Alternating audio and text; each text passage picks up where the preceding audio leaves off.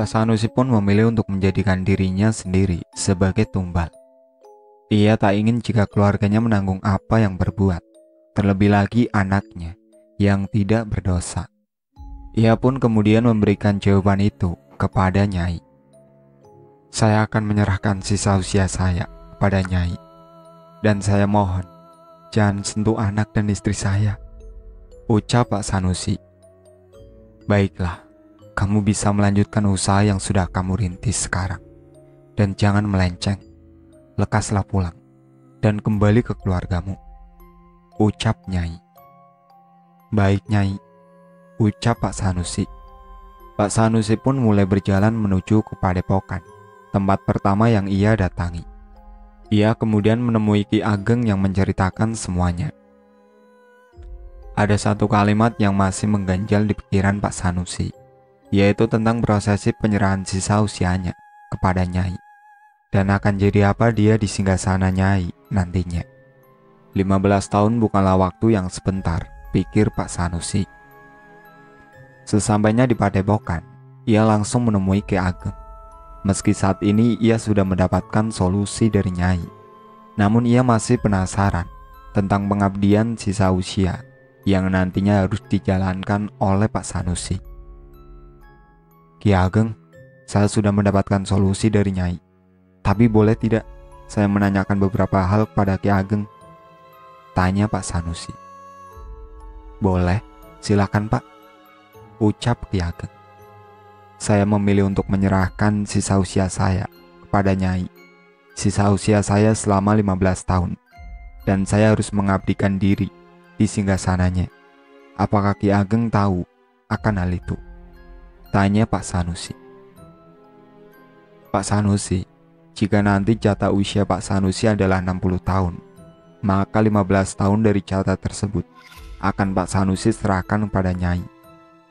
Lalu meskipun nanti Pak Sanusi telah meninggal, namun sebenarnya Pak Sanusi hanya berpindah tempat saja, ucap Ki Ageng.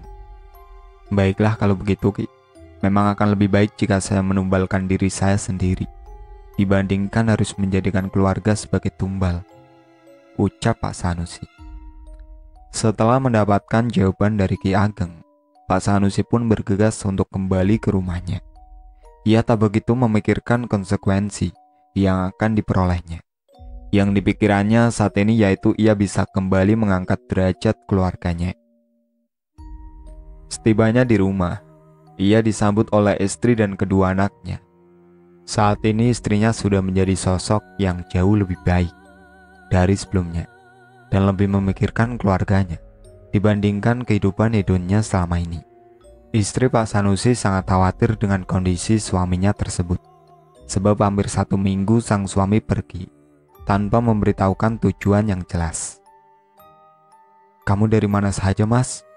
Aku coba telepon tapi tak sekalipun kamu angkat, tanya sang istri. Maafkan saya dek, saya harus pergi karena ada banyak hal yang perlu saya lakukan.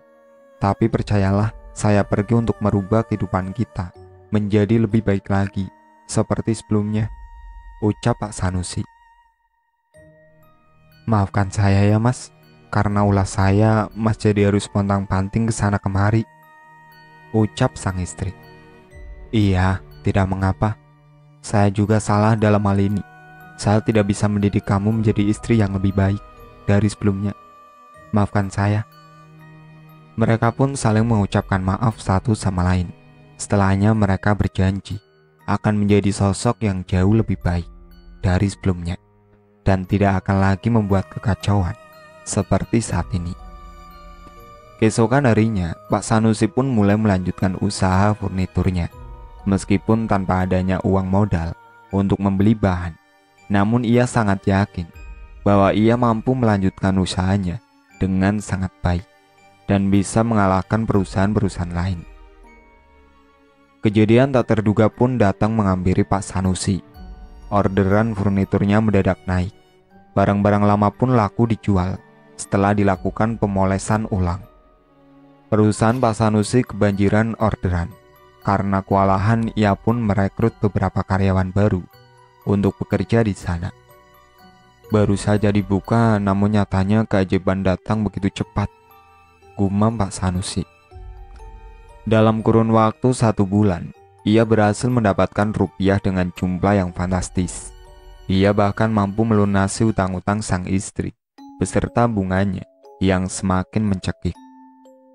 Perlahan namun pasti, permasalahan di keluarga Pak Sanusi pun terselesaikan.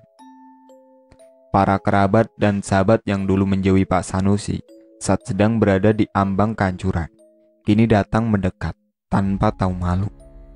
Pak Sanusi pun berusaha tak mengindahkannya dan kembali fokus dengan bisnis furniturnya. Pak Sanusi pun kini kembali bangkit, usahanya semakin jaya. Para konsumennya pun kembali menjalin kerjasama dengan Pak Sanusi. Kini, Pak Sanusi dan keluarganya pun kembali ke rumah lamanya. Sekolah kedua anaknya pun pindah ke tempat yang dulu. Sang istri pun kembali mendapatkan uang bulanan seperti sebelumnya. Namun saat ini sang istri jauh lebih bijak dalam mengelola keuangan. Ia tak lagi tergiur dengan barang-barang branded ataupun arisan dengan uang yang fantastis. Ia kini lebih mengutamakan keluarga dibanding hal lainnya. Keluarga Pak Sanusi pun hidup serba berkecukupan. Hidupnya pun sekarang sangat bahagia.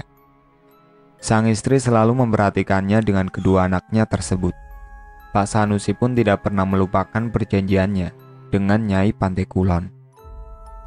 Hampir di tiap malam Jumat ia selalu berkunjung ke Padepokan, menemui Ki Ageng, dan tak lupa untuk memberikan buah tangan untuknya. Setelah itu ia pun kemudian mendatangi singgasana Nyai untuk bersemedi. Nyai pun kerap kali mendatangi Pak Sanusi dan berbisik lirih kepadanya.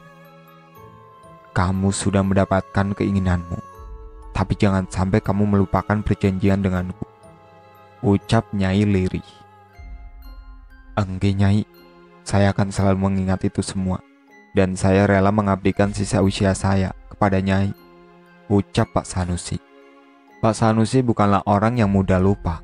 Ia akan terus mengingat semua hal yang ia peroleh. Dan ia merupakan orang yang tahu akan kepentingan balas budi dan memegang janji. Sehingga tak heran jika ia akan memenuhi janjinya kepada Nyai, yaitu mengabdikan sisa usianya selama 15 tahun untuk menjaga singgasana Nyai. Waktu pun berjalan begitu cepat. Kebahagiaan Pak Sanusi pun tak selamanya abadi. Suatu ketika ia bermimpi hal yang begitu aneh. Di dalam mimpinya tersebut, ia diminta untuk meninggalkan sang istri. Jika ia tak memenuhi permintaan tersebut, maka akan ada konsekuensi yang harus ditanggung oleh Pak Sanusi.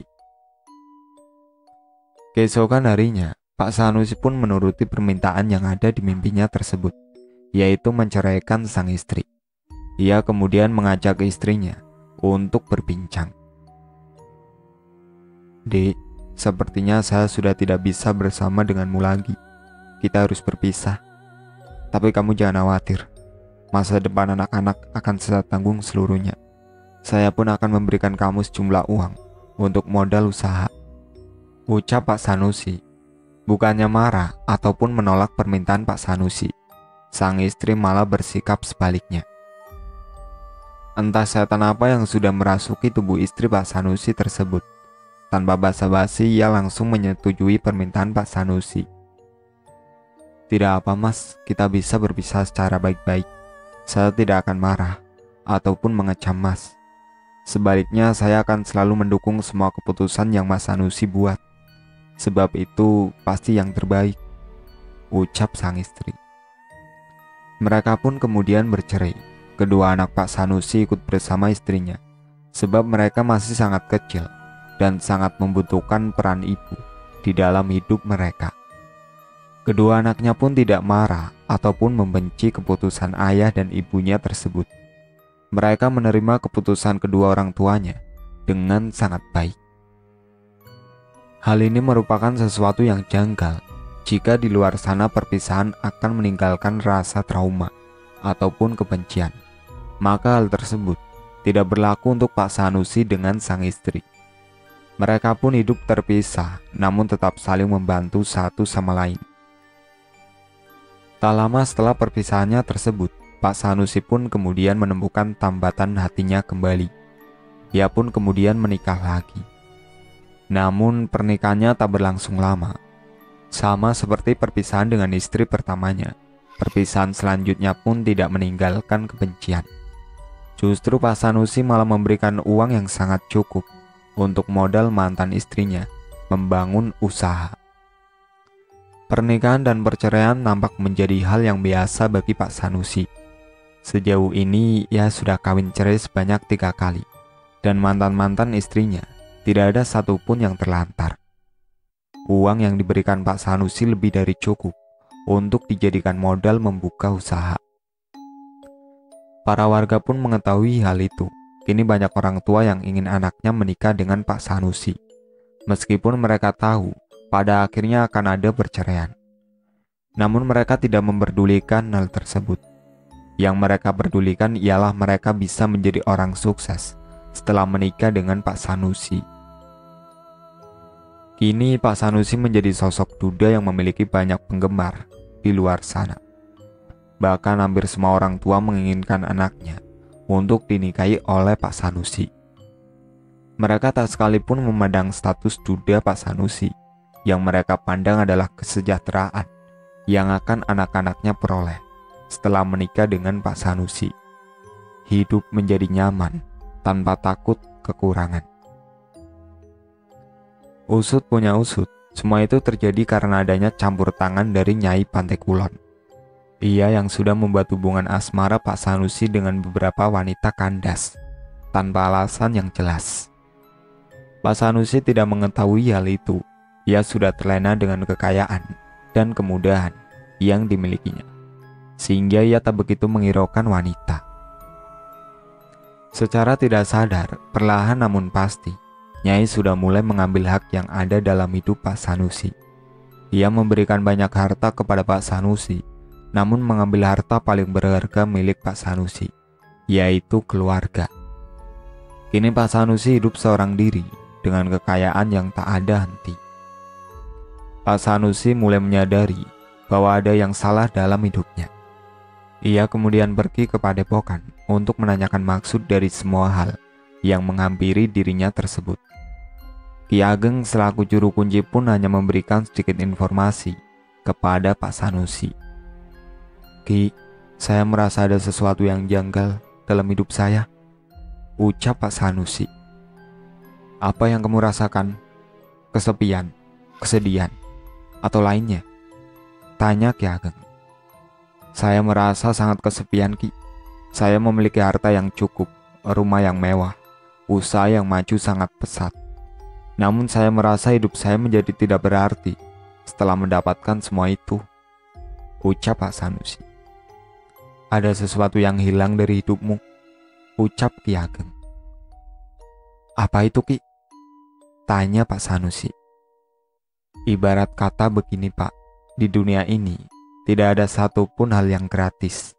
Bahkan kita kencing saja harus bayar. Ada yang namanya hukum timbal balik. Siapa yang menerima maka ia pun harus memberi. Itulah hal yang terjadi dalam hidup Pak Sanusi. Bapak menginginkan kekayaan dan kebahagiaan hidup, maka Bapak pun harus mampu membayar keinginan Bapak tersebut," ucap Ki Ageng. "Tetapi saya sudah mengatakan bahwa saya akan menyerahkan sisa usia saya kepada Nyai. Apakah itu belum cukup?" tanya Pak Sanusi. "Tidak. Menurut ujarannya, apa yang terjadi dalam hidup Pak Sanusi adalah sebuah proses menuju pengabdian diri kepada Nyai," ucap Ki Ageng. "Maksud Ki Ageng apa?" tanya Pak Sanusi. "Sebelum nantinya Pak Sanusi menjadi pengawal Nyai di Singgasana, Pak Sanusi harus lebih dulu melepaskan ikatan Pak Sanusi di dunia, agar kelak orang-orang yang menyayangi Pak Sanusi tidak mengikat Pak Sanusi semakin kuat lagi. Oleh karena itu, satu persatu ikatan yang mengikat Pak Sanusi harus dilepaskan, dari mulai hubungan keluarga, kerabat, maupun teman-teman dekat. Sehingga saat waktunya tiba, Pak Sanusi akan berkonsentrasi mengabdikan diri kepada Nyai," ucap Ki Ageng. "Jadi maksud Ki Ageng perjanjian itu kini sudah dimulai?" tanya Pak Sanusi. "Sudah, ucap Ki Ageng. Lalu apa yang harus saya perbuat? Tanya Pak Sanusi. Berdiam diri, bersemedi, dan mengabdilah, ucap Ki Ageng. Pak Sanusi pun hanya terdiam saat mendengar petua yang diberikan Ki Ageng. Pak Sanusi tidak berpikir bahwa konsekuensi yang akan diperolehnya mampu memisahkan antara dirinya dengan istri dan kedua anaknya. Ia berpikir bahwa hanya dia yang akan menjadi tumbal dari persembahan ini. Namun ternyata ia salah. Tanpa disadari, ia pun kehilangan seluruh keluarganya tanpa sebuah arti. Jika saja dari awal ia mengetahui hal ini, maka ia akan lebih memilih untuk memberikan peringatan keras kepada dirinya agar tidak melanjutkan hal mengerikan lagi. Namun nasi kini sudah terlanjur menjadi bubur. Meskipun pelan-pelan Pak Sanusi kehilangan semua orang yang sangat dicintainya, namun Pak Sanusi tidak bisa untuk berhenti. Ia pun merelakan ikatan yang menjeratnya tersebut. Di samping itu, Pak Sanusi tetap bertanggung jawab akan keberlangsungan hidup mantan istri-istrinya dan kedua anak kandungnya tersebut.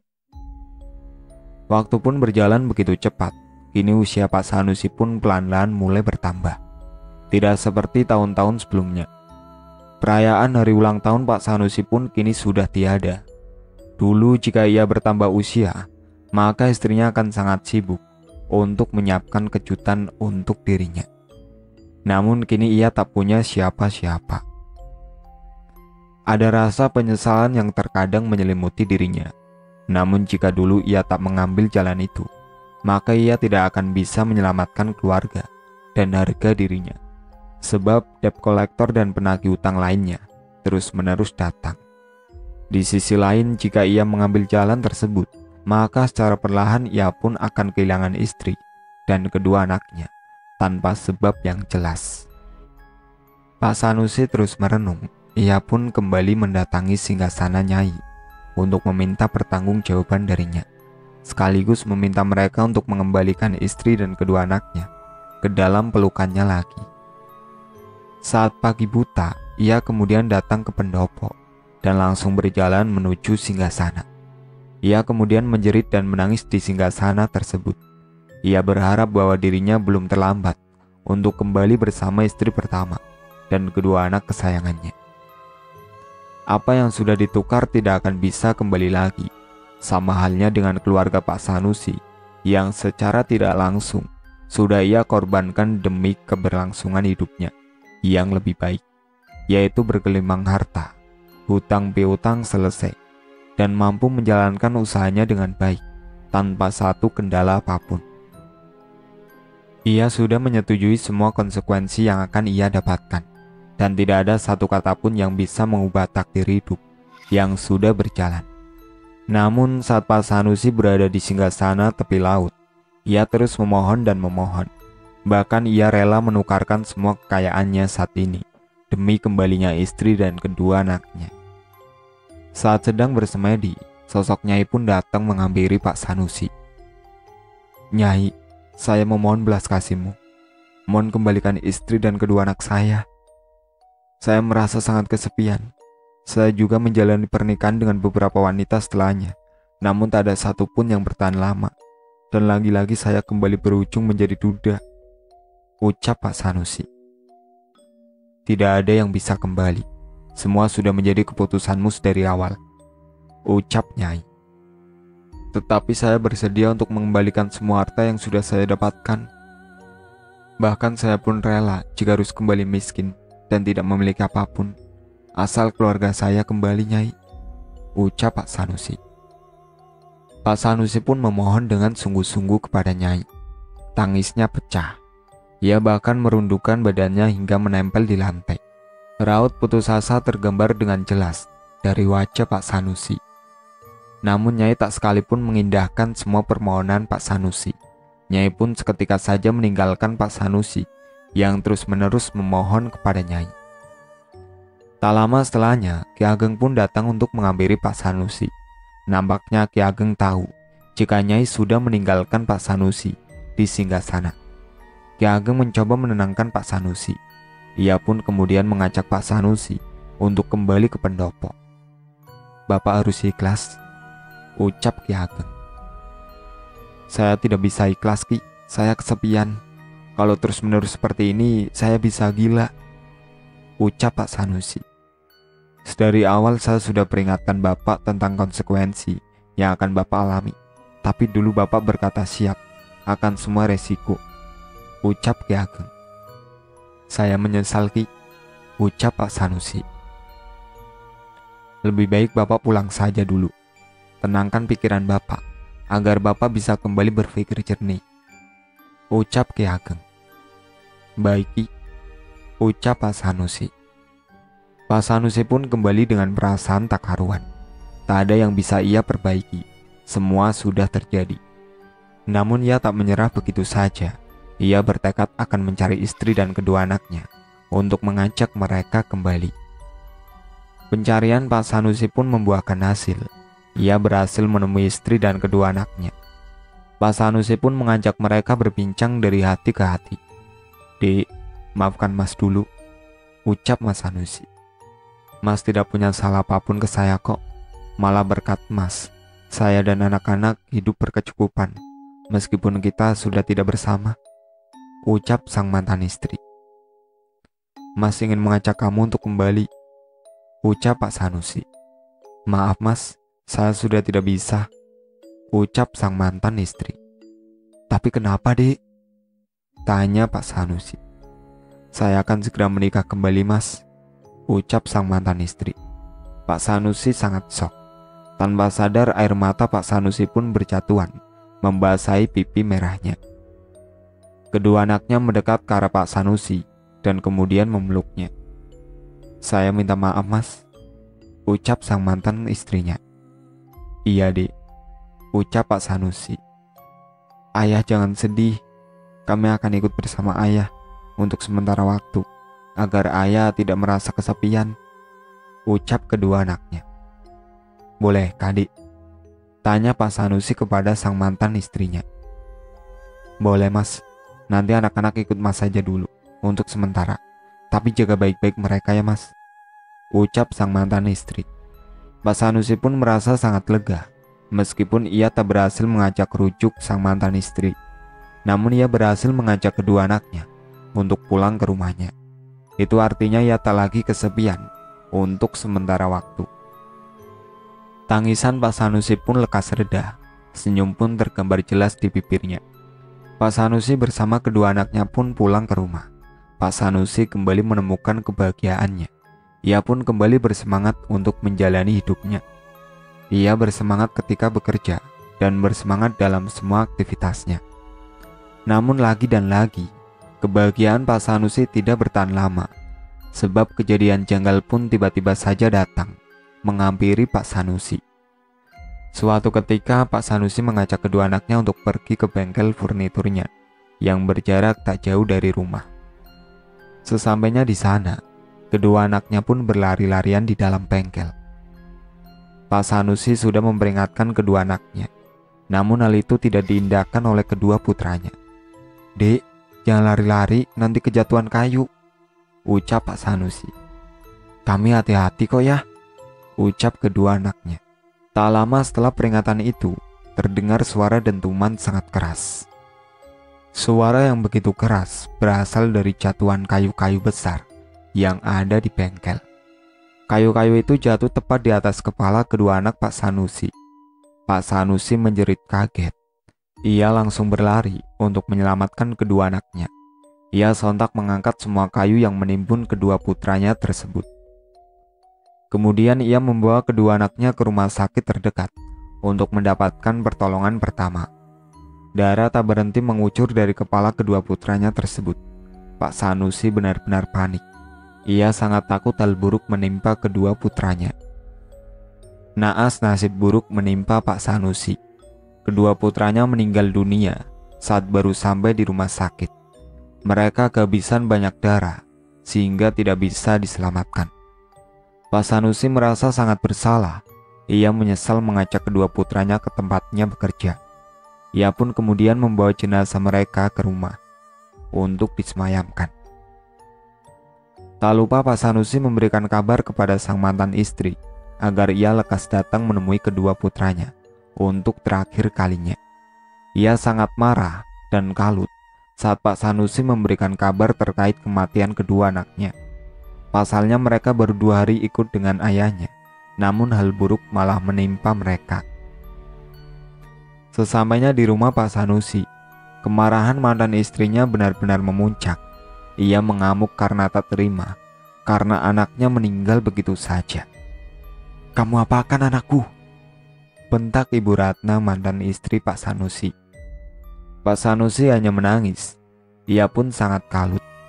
Kedua anak terkasihnya meninggal karena ajakannya tersebut. Amarah sang mantan istri ia terima tanpa perlawanan apapun. "Dasar kamu pembunuh," ucapnya. Semua orang yang melihat mencoba melerai Pak Sanusi dengan mantan istrinya. Namun mantan istrinya tersebut terus-menerus mengamuk. Pak Sanusi tepat di hadapan jenazah kedua putranya. Karena merasa terpojokan, Pak Sanusi pun menjawab bentakan mantan istrinya tersebut. "Kalau dulu kamu tidak punya banyak hutang, hal buruk ini tidak akan terjadi," bentak Pak Sanusi. Setelah membentak mantan istrinya tersebut, Pak Sanusi pun langsung pergi begitu saja. Saat itu kedua anaknya belum dimakamkan, bahkan semua orang masih ada di rumahnya. Ia meninggalkan mantan istrinya yang sedang kalut. Pak Sanusi berpikir bahwa kejadian ini merupakan kejadian yang sangat janggal. Kayu yang tertumbuk dengan rapi di bengkel tiba-tiba jatuh dan menimpa kedua anaknya hingga tewas. Belum pernah ada kejadian janggal seperti ini. Pak Sanusi pun teringat perjanjian dengan Nyai. Ia pun kemudian pergi ke Pantai Kulon. Ia menemui Ki Ageng dan menanyakan semuanya dengan emosi yang belum bisa terkontrol dengan baik. "Ki, mengapa Nyai merenggut nyawa kedua anak saya? Bukannya perjanjian itu akan digantikan dengan sisa nyawa saya?" tanya Pak Sanusi sembari gemetar. Ki Ageng hanya bisa menggelengkan kepalanya, tanda tak bisa berbuat apapun. "Ki, jawab saya," ucap Pak Sanusi. "Saya tidak bisa berbuat apa-apa, Pak," ucap Ki Ageng. "Kenapa, Ki? Seharusnya Ki Ageng tahu tentang semuanya," bentak Pak Sanusi. "Semua itu di luar kendali saya, Pak," jawab Ki Ageng. Pak Sanusi pun menyalahkan dirinya sendiri. Ia merasa sangat bersalah. Jalan salah yang ia pilih nyatanya benar-benar menghancurkan dirinya sendiri dan kehidupannya. Meskipun ia berhasil menuntaskan hutang piutangnya dan kembali menjalani hidup yang berkecukupan, namun ia kehilangan istri, kehilangan anak-anaknya, dan kehilangan jati dirinya sendiri. Pak Sanusi benar-benar menyesal. Pak Sanusi pun hilang arah. Ia kemudian berjalan tanpa sadar menuju pantai. Berjalan dari bibir pantai menuju ke tengah laut. Tak ada satupun orang yang melihat Pak Sanusi berjalan ke tengah laut. Keputusan Pak Sanusi membawa dirinya masuk ke dalam lautan dengan tatapan yang sangat kosong, langkahnya yang gemetaran, dan tangisnya yang tak kunjung berhenti. Ia memutuskan untuk mengakhiri hidupnya secara sia-sia. Ia membawa tubuhnya sendiri masuk ke dalam lautan dan kemudian tenggelam. Tak ada satupun orang yang mengetahui kejadian itu, sehingga tak ada yang menolong Pak Sanusi. Keesokan harinya, tubuh Pak Sanusi terdampar di bibir pantai. Semua orang kaget dengan kejadian itu. Namun itulah akhir hidup sosok Pak Sanusi. Meskipun raganya sudah tidak bernyawa, namun rohnya tidak kembali ke asalnya. Roh Pak Sanusi direnggut oleh Nyai dan menjadi pengawal di kerajaan Nyai. Tubuhnya ditusukkan besi tajam dan panas, lalu dijadikan pagar sebagai penjagaan bersama roh-roh lain yang terikat perjanjian dengan Nyai. Kisah kelam Pak Sanusi dapat dijadikan sebuah pembelajaran bahwa salah jalan saat menuntaskan persoalan malah akan menambah persoalan-persoalan baru datang, layaknya hutang yang berujung petaka yang menghampiri hidup Pak Sanusi hingga ia tiada. Itulah akhir cerita hutang pembawa petaka. Sekian dari saya. Wassalamualaikum warahmatullahi wabarakatuh.